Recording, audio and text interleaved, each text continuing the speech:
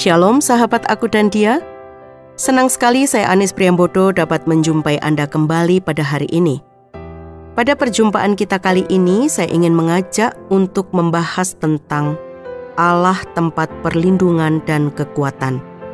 Berdasarkan kisah Nabi Elisa dalam kitab Raja-Raja 2. Doa saya Tuhan Yesus memberkati Anda dan selamat mendengarkan.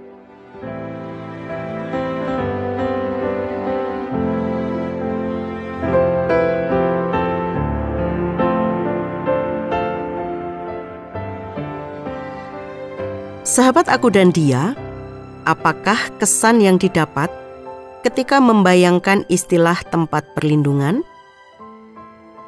Mungkin kita membayangkan benteng dengan penjagaan ketat atau sebuah gua di mana kita dapat berlindung dari badai hujan yang mengguyur di luar. Apapun kesan kita, dapat disetujui bahwa tempat perlindungan adalah tempat yang aman. Betapa nyamannya hidup kita jika kita tinggal di sebuah negeri yang aman karena memiliki tempat perlindungan yang kokoh. Kita sebagai orang yang percaya kepada Tuhan Yesus Kristus sebenarnya memiliki tempat perlindungan yang kokoh. Namun hal ini tidak tampak secara jasmani tetapi secara rohani. Tuhan Allah kita adalah tempat perlindungan dan kekuatan. Sebagai penolong dalam kesesakan sangat terbukti. Mazmur 46 ayat 2.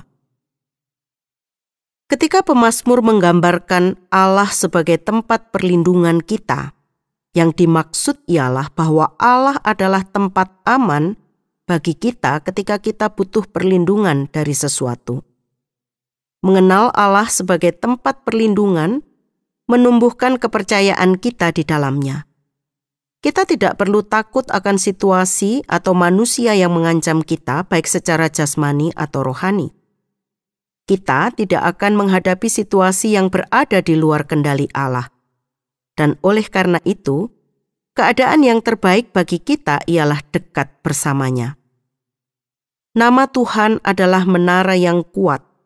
Kesanalah orang benar berlari dan ia menjadi selamat.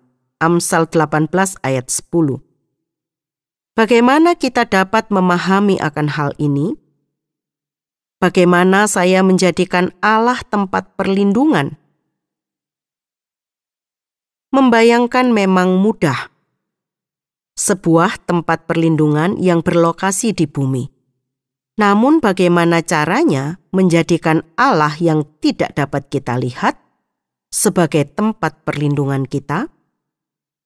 Mari kita melihat satu peristiwa pada Perjanjian Lama yang dialami oleh Nabi Elisa. 2 Raja-Raja pasal 6 ayat 8-23. Demikian firman Tuhan. Negeri Aram sedang berperang melawan Israel. Ia berunding dengan pegawai-pegawainya, lalu katanya, "Ke tempat ini dan itu haruslah kamu turun menghadang." Tetapi abdi Allah menyuruh orang kepada Raja Israel mengatakan, "Awas, jangan lewat dari tempat itu, sebab orang Aram sudah turun menghadang ke sana." Sebab itu Raja Israel menyuruh orang-orang ke tempat yang disebut abdi Allah kepadanya. Demikianlah, Elisa memperingatkan kepadanya supaya berawas-awas di sana, bukan sekali 2 kali. Lalu mengamuklah hati Raja Aram tentang hal itu. Maka dipanggilnyalah pegawai-pegawainya, katanya kepada mereka, "Tidakkah dapat kamu memberitahukan kepadaku siapa dari kita memihak kepada Raja Israel?" Tetapi berkatalah salah seorang pegawainya, "Tidak, tuanku Raja, melainkan Elisa, nabi yang di Israel, dialah yang memberitahukan kepada Raja Israel tentang perkataan yang diucapkan oleh tuanku di kamar tidurmu." Sahabat, betapa hebatnya Tuhan kita. Dia memberitahukan kepada Nabi Elisa tentang semuanya ini sehingga bangsa Israel selamat dari serangan Raja Aram dan pasukannya. Dan bagi pihak Raja Aram, dia sangat marah karena selalu gagal. Ayat 13. Berkatalah raja, "Pergilah melihat di mana dia supaya aku menyuruh orang menangkap dia." Lalu diberitahukannya kepadanya, dia ada di Dotan. Maka dikirimnyalah ke sana kuda serta kereta dan tentara yang besar. Sampailah mereka pada waktu malam, lalu mengepung kota itu.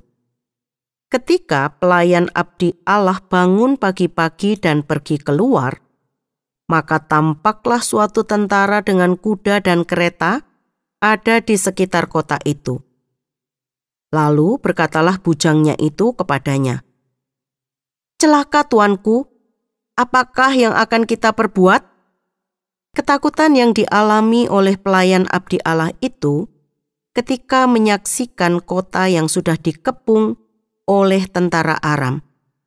Tetapi abdi Allah itu berkata, ayat 16 dari pasal 6, kitab 2 Raja-Raja, jawabnya, "Jangan takut, sebab lebih banyak yang menyertai kita daripada yang menyertai mereka." Lalu berdoalah Elisa, "Ya Tuhan, bukalah kiranya matanya supaya ia melihat." Maka Tuhan membuka mata bujang itu, sehingga ia melihat. Tampaklah gunung itu penuh dengan kuda dan kereta berapi sekeliling Elisa. Mengapa abdi Allah itu tampak tenang dan tidak takut?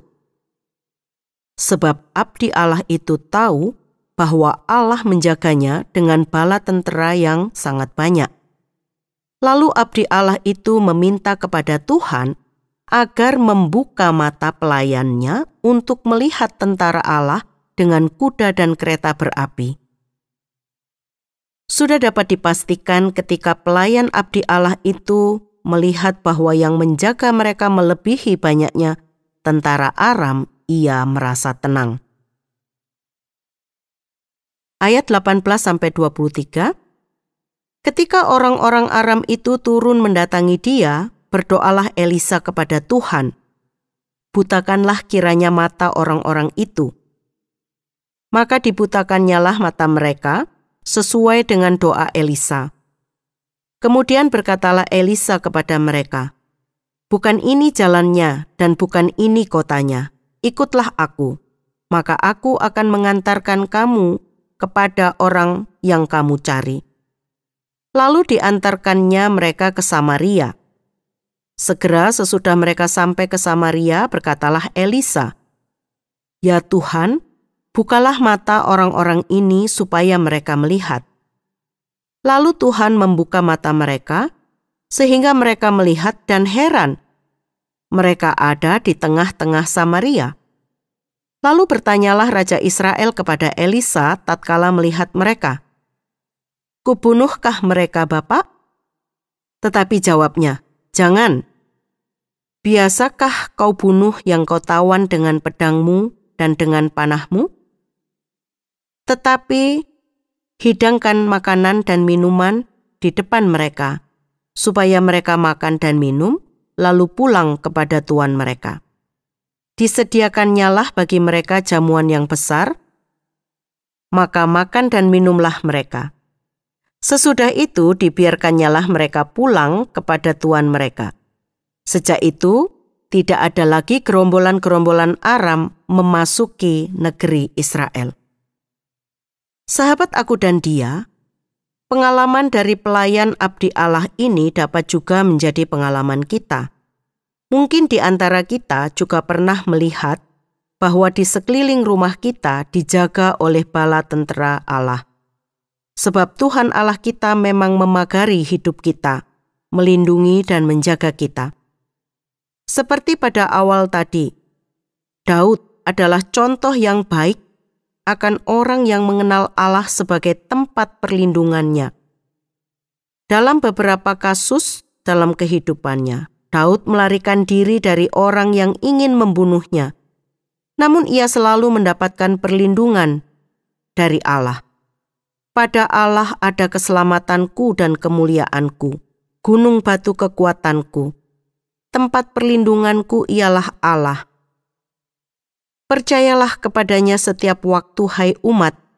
Curahkanlah isi hatimu di hadapannya. Allah ialah tempat perlindungan kita. Mazmur 62 ayat 7-8. Satu cara mudah untuk menjadikan Allah tempat perlindungan kita adalah memintanya secara langsung. Curahkanlah isi hatimu di hadapannya. Itulah yang senantiasa dilakukan oleh Daud. Ia mencurahkan isi hatinya kepada Allah tentang apa yang ia alami dalam kehidupannya. Dan ia meminta Allah terlibat, membelanya. Ketika kita berpaling pada Allah demi mendapatkan pertolongan atau perlindungan, kita mulai mengenal Dia sebagai tempat perlindungan. Allah adalah tempat perlindungan kita. Ia tidak pernah memimpin kita ke dalam situasi yang sulit atau membahayakan. Tuhan Yesus memimpin para murid ke dalam perahu dengan pengetahuan persis bahwa sebuah badai akan datang. Para murid ketakutan, namun Yesus menjadi tempat perlindungan mereka. Dia menenangkan badai itu. Begitu juga dengan kita. Ketika kita berada dalam kehendak Allah, kita dapat menghadapi situasi yang paling berbahaya sekalipun dengan keyakinan Allah beserta kita. Dalam kisah kehidupan bangsa Israel, berulang kali Allah memimpin Israel ke dalam pertempuran melawan pasukan yang jauh lebih kuat dari mereka. Namun, ketika mereka percaya dan menaati Allah, mereka selalu meraih kemenangan. Tuhan Yesus memberitahu kita, dalam dunia kamu menderita penganiayaan. Apapun situasi yang kita hadapi, tempat paling aman ialah di tengah kehendak Allah. Ia berjanji menjadi tempat perlindungan kita. Janganlah kamu menjadi hamba uang dan cukupkanlah dirimu dengan apa yang ada. Karena Allah telah berfirman, Aku sekali-kali tidak akan membiarkan engkau, dan aku sekali-kali tidak akan meninggalkan engkau.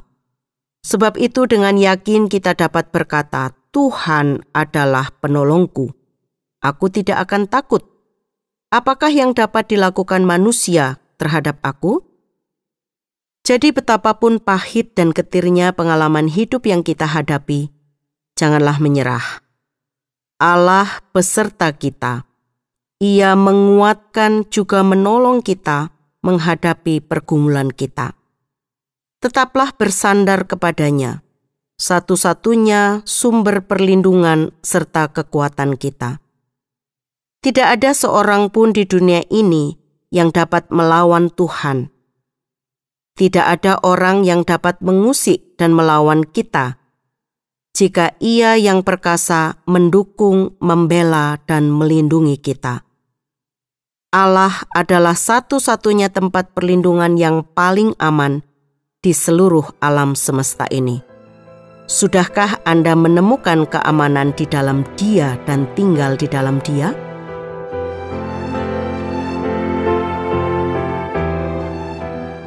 Sahabat Aku dan Dia, sampai di sini perjumpaan kita kali ini.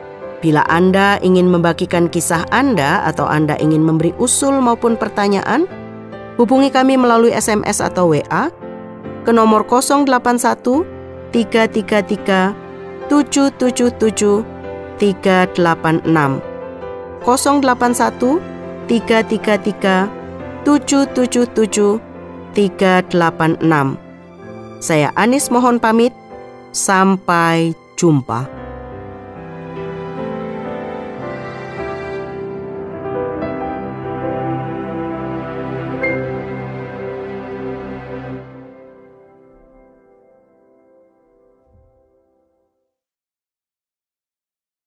Terima kasih Anda sudah mengikuti program kami. Jika Anda diberkati, jangan lupa like, komen, dan share supaya Anda tidak ketinggalan setiap program terbaru kami. Jangan lupa juga untuk subscribe channelnya dan nyalakan loncengnya.